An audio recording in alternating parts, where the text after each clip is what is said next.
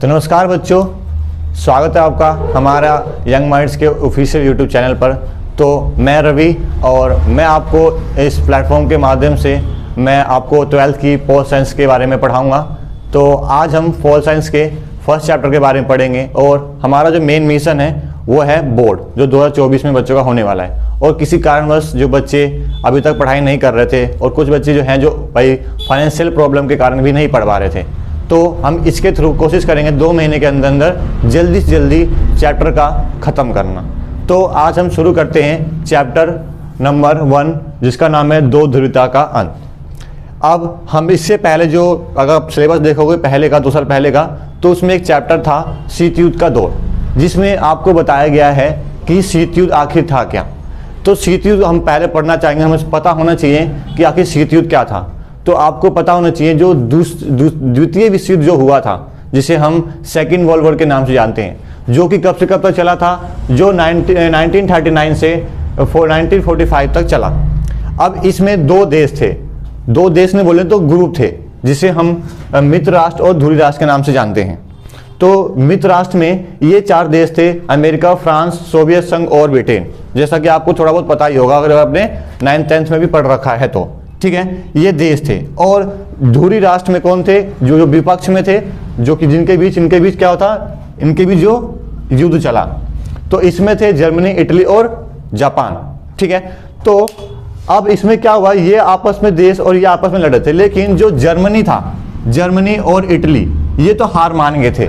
लेकिन अगर आपने जापान के बारे में पढ़ रखा है तो जापान एक ऐसा देश है जिसने बड़े बड़े देशों को भी युद्ध में हरा रखा था। तो जापान डटा हुआ था, ये हार नहीं माना था। लेकिन क्या हुआ, आज जो अमेरिका था, अमेरिका ने क्या किया, जापान के 2 जगहों पर, जिसे हम हिरोशिमा और नागासाकी के नाम से जानते हैं, उसके 2 जगहों पर परमाणु बम गिराए, ठीक है, हिरोशिमा और नागासाकी पर 6 अगस्त और 9 अगस्त को। और बम के नाम भी हैं, जिसे लिटिल बॉय और फैट मैन के नाम से जानते थे, ठीक है। तो जिसके कारण क्या हुआ, आखिर में अब यहाँ पर जापान में बहुत ज़्यादा लोगों की मृत्यु हुई, जनहानि और धनहानि हुई, जिससे ये जापान ने भी आखिरकार क्या मान लिया, हार मान लिया। और यहाँ से विश्व युद्ध, दूसरे विश्व युद्ध, सेकेंड वर्ल्ड वॉर की समाप्ति मानी जाती है। और मतलब अगर आप चैप्टर पहला होता तो मैं आपको और डीपली पढ़ाता, लेकिन हमें ये पता होना चाहिए शीत युद्ध क्या था। तो मैं अगर हम बोले शीत युद्ध आखिर है क्या, तो हम बोल सकते हैं कि 2 देशों के बीच लड़ा गया ऐसा युद्ध जिसमें किसी प्रकार की किसी प्रकार का रक्त रंजित युद्ध ना हुआ हो, जैसे खून खराबा ना हुआ हो, उससे हम क्या बोलेंगे, शीत युद्ध या कोल्ड वॉर के नाम से जानते हैं। जैसा कि हम पढ़ते हैं, इसमें लिखा गया है 2 देशों के बीच में संघर्ष, तनाव तथा युद्ध जैसी स्थिति उत्पन्न हो जाए, लेकिन वास्तव में किसी भी प्रकार का, ये सब ध्यान रखना, क्या रक्त रंजित युद्ध ना हो। मतलब क्या कि 2 देश आपस में लड़ रहे हैं, उनके बीच क्या चल रहा है, तनाव चल रहा है, संघर्ष चल रहा है और युद्ध चल रहा है, बट उनके बीच में किसी भी प्रकार का खून खराबा नहीं हो रहा है। बस ऐसा हो रहा है कि युद्ध हो जाएगा, अब हो जाएगा, अब हो जाएगा, लेकिन युद्ध नहीं हुआ। और ऐसा हुआ किसके बीच हुआ, तो आपको पता होगा, ऐसा हुआ था अमेरिका के बीच और यूएसएसआर का आपको पता ही होगा, जिसे हम सोवियत संघ के नाम से जानते हैं, ठीक है, ठीक है। तो इसे हम क्या बोलते हैं, शीत युद्ध के बोलते हैं। अगला है वही, अगर तुम्हें नॉर्मल पता होना चाहिए शीत युद्ध की समाप्ति की, क्योंकि जो ये सब बातें जो मैं बता रहा हूं आपको, ये इंट्रोडक्शन है फर्स्ट चैप्टर में, जो कि हमारा सिलेबस हटा दिया। पता नहीं क्या सोचा सीबीएसई ने, लेकिन आपको जब सीबीएसई है ही नहीं, जब आपको फर्स्ट चैप्टर का इंट्रोडक्शन ही नहीं होगा, तो आप शीत युद्ध का या 2 ध्रुवीयता का अंत कैसे पढ़ोगे। पहले आप शीत युद्ध क्या था वो तो बताना जरूरी है, जो कि सिलेबस में नहीं जोड़ा गया है, इसलिए मैंने थोड़ा बहुत इंट्रोडक्शन फर्स्ट चैप्टर का बता दिया है, ठीक है। तो आपको पता होना चाहिए कि जो फर्स्ट वर्ल्ड वॉर था, जैसे खत्म हुआ सेकंड वर्ल्ड वॉर जैसे ही खत्म हुआ 1945 में, उसी से क्या हुआ, शीत युद्ध की शुरुआत मानी जाती है। मतलब मैं बोल सकता हूं जो शीत युद्ध की शुरुआत हुई वो कब हुई, 1945 में हुई। क्यों, क्योंकि तुम्हें देखने को मिल रहा होगा यहाँ पर कि जो मित्र राष्ट्र थे, ये इसमें कौन है, एक तो हमारा है अमेरिका, ठीक है, और दूसरा है यूएसएसआर, जिसे हम सोवियत संघ के नाम से जानते हैं। अब इन दोनों के बीच में होड़ हो गई, किस चीज की, महाशक्ति बनने की। महाशक्ति मतलब क्या, पावरफुल बनने की। इन दोनों के बीच में युद्ध हुई और इन्हीं के बीच में क्या हो गया, महाशक्ति बनने की होड़, कंपटीशन बढ़ गया और इसी के कारण शीत युद्ध की क्या कोल्ड वॉर की शुरुआत मानी जाती है। ठीक है, ये हमारा इंट्रोडक्शन हो गया। ठीक है, अगला अब हम इस चैप्टर पे आते हैं।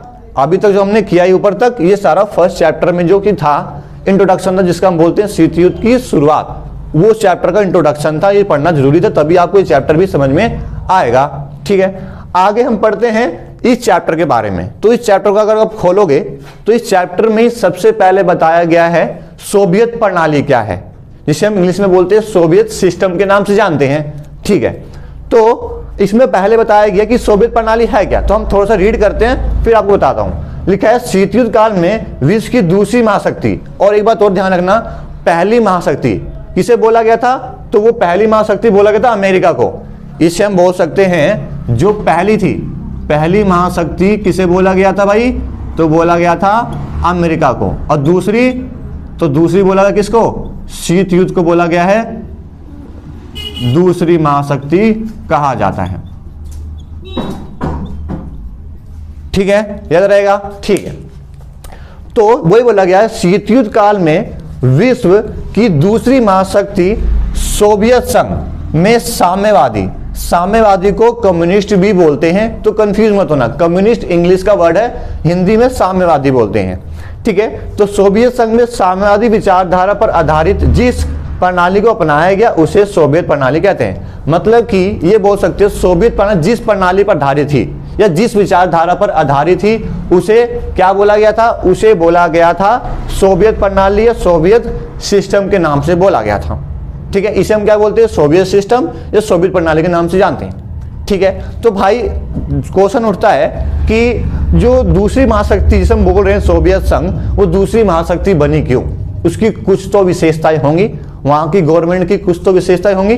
ठीक है, वो हमें पढ़ना है। तो हम बोल सकते हैं, आगे हम पढ़ेंगे सोवियत प्रणाली की विशेषता, जिसे हम इंग्लिश में बोलेंगे characteristics of the Soviet system. क्या विशेषताएं थी सोवियत संघ की, जिसके कारण वो शीत युद्ध काल में विश्व की दूसरी महाशक्ति बन पाई।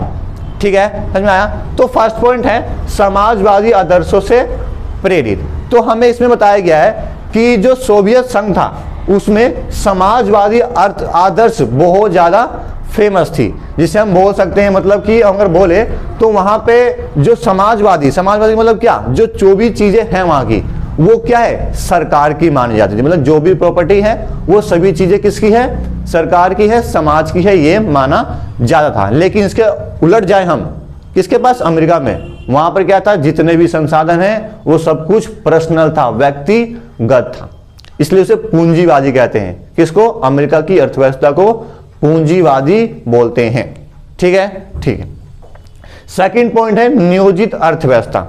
तो भाई दूसरी बात उठती है कि जो सोवियत संघ भाई दूसरी महाशक्ति क्यों बन पाई, क्योंकि वहां की जो गवर्नमेंट थी इन्होंने एक प्लान्ड इकोनॉमी को बना रखा था, नियोजित अर्थव्यवस्था। नियोजित अर्थव्यवस्था क्या होती है कि जो वहां की सरकार थी उसने सब कुछ की प्लानिंग कर रखी थी कि हमें कब कब कैसे कैसे डिसीजंस लेने हैं, ये सारा पहले से ही डिसाइड कर रखा था वहां की गवर्नमेंट ने, जो कि क्या सोवियत संघ की एक दूसरी कैरेक्टरिस्टिक्स या विशेषता को दिखाता है। ठीक है, समझ में आ रहा है। ठीक है, अगला है थर्ड पॉइंट, जिसमें है उन्नत संचार प्रणाली, एडवांस कम्युनिकेशन सिस्टम। भाई अब तुम्हें पता है जो हमारा सोवियत संघ है वो 15 गणराज्यों से मिलकर के बना था। कितने, मैंने बोला 15 गणराज्यों से। ठीक है, ये ध्यान रखना, एमसीक्यूज में बहुत ज्यादा पूछा हुआ क्वेश्चन है। तो 15 गणराज्यों को मिलाकर के बना था, तो क्या बोल सकते हैं, बहुत बड़ा एरिया है। तो इतने बड़े एरिया पर उस समय इंफॉर्मेशन को पहुंचाने के लिए, एक जगह की इंफॉर्मेशन को दूसरी जगह तक इंफॉर्मेशन को पहुंचाने के लिए क्या किया गया, वहां पे एक एडवांस कम्युनिकेशन सिस्टम, उन्नत संचार प्रणाली को अपनाया गया, ताकि दूर दराज के इलाकों को भी क्या कर सके, आपस में आसानी से संपर्क या जोड़ सके। ठीक है, ये भी एक सोवियत संघ की क्या है, विशेषता है, कैरेक्टरिस्टिक्स को दर्शाता है। ठीक है, ठीक है, आगे चलते हैं। आगे है विशाल ऊर्जा संसाधन, ह्यूज एनर्जी रिसोर्सेस। ठीक है, अब बोला गया है कि अगर देखो, अब तुम्हें पता होना चाहिए कोई भी देश अपना विकसित या डेवलप इतना क्यों हो पाता है, वहां पे पाए जाने वाले नेचुरल रिसोर्सेस के कारण। तो बताया गया है कि जो सोवियत संघ की जो चौथी विशेषता है वो क्या है कि वहां पे ह्यूज मतलब कि बहुत ज्यादा मात्रा में क्या मिलता था? प्राकृतिक संसाधन। और प्राकृतिक संसाधन में क्या मिलता था भाई? तो तेल, ऑयल हो गया, लोहा मिलता था और इस्पात। ठीक है, ये ऐसे पदार्थ थे जिसके तहत, जिसका यूज करके जो सोवियत संघ था बहुत ज्यादा डेवलप हो पाया था, जो कि नेचुरली सोवियत संघ में पाया जा रहा था। ठीक है, आगे चलते हैं। आगे है मिल्कियत का प्रमुख राज्य, मेजर स्टेट ऑफ ऑनरशिप। मतलब कि जो भी, मैंने तुम्हें आपको यहीं पर बताया समाजवादी आदर्शों से प्रेरित नहीं, कि जो भी संसाधन, जो भी नेचुरल रिसोर्सेज पाए जाएगी या जितने भी प्रॉपर्टी, संपत्ति है, कहां पर? सोवियत संघ में, उस पर किसका अधिकार होगा? उस पर अधिकार होगा भाई वहां के राज्य का। राज्य मतलब कि बोल सकते हो गवर्नमेंट का, किसका? सरकार का नियंत्रण होगा। जो भी चीज पाया जाएगा कहां पे? सोवियत संघ में। सब मिल्कियत का मतलब होता है संपत्ति। क्या होता है? मिल्कियत का मतलब होता है संपत्ति, प्रॉपर्टी को बोलते हैं। ठीक है, समझाया? ठीक है, आगे चलते हैं। अगला है कम्युनिस्ट पार्टी का दबदबा। अब वहां पर मतलब कि अगर मैं बोलूं, एक और विशेषता है किसकी? सोवियत प्रणाली की, कि सोवियत प्रणाली में एक ही पार्टी थी जिसका नाम है क्या? कम्युनिस्ट पार्टी का दबदबा, जिसे हम कम्युनिस्ट पार्टी भी बोलते हैं। तो मतलब अगर मैं बोल सकता हूं, जब से सोवियत संघ चला, जब विश्व युद्ध चला, दूसरे विश्व युद्ध जब खत्म हुआ, जिससे सीधी शुरुआत हुई, वहां से एक ही पार्टी का शासन रहा जिसे हम बोलते हैं कम्युनिस्ट पार्टी। तो एक ये भी उसकी विशेषता है कि वहां पे एक ही पार्टी थी जो कि हमेशा जीता करती थी। ये उसकी नकारात्मक प्रभाव में भी आप जोड़ सकते हो। ठीक है, ठीक है। अगला पॉइंट है उन्नत घरेलू उपभोक्ता उद्योग। अब मतलब कि बताया गया इसमें, मतलब कि अगर इंग्लिश में बोले तो एडवांस डोमेस्टिक इंडस्ट्रीज। तो बताया गया है कि सोवियत संघ में हर एक चीज का उत्पादन किया जाता है। लिखा हुआ है बुक में, लाइन लिखा हुआ है, पिन से लेकर कार तक। क्या लिखा है? बोला गया है कि पिन से लेकर कार तक। ठीक है, अगर मैं बोलूं पिन से लेकर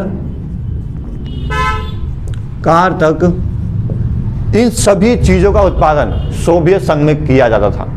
पिन से, पिन एक छोटी सी पिन से लेकर बड़ी सी कार तक सभी चीजों का उत्पादन कहां किया था? सोवियत संघ में किया जाता था, जो कि एक सोवियत संघ की विशेषता को दर्शाता है। ठीक है, ठीक है। लास्ट टॉपिक है इसका, सोवियत संघ की विशेषता का, न्यूनतम जीवन स्तर सुनिश्चित। इनसे बोलते हैं इंश्योर मिनिमम स्टैंडर्ड लिविंग।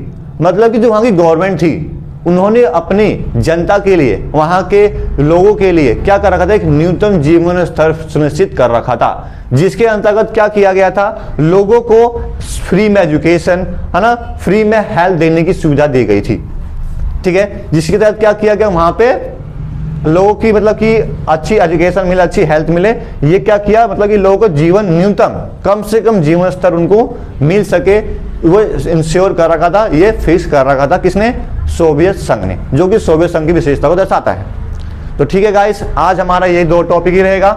आप ये 2 टॉपिक हमारा है। अगर आप हम इस नोट्स से रिलेटेड कोई बातचीत करनी है, अगर आप नोट्स चाहते हो तो मुझे हमारे यंग माइंड्स के इंस्टाग्राम पे मैसेज करते हो, जो मैं आईडी में आपको यहाँ पे नीचे मेंशन कर दूंगा। तो मिलते हैं अगले वीडियो में इसी टॉपिक के अगले टॉपिक के साथ।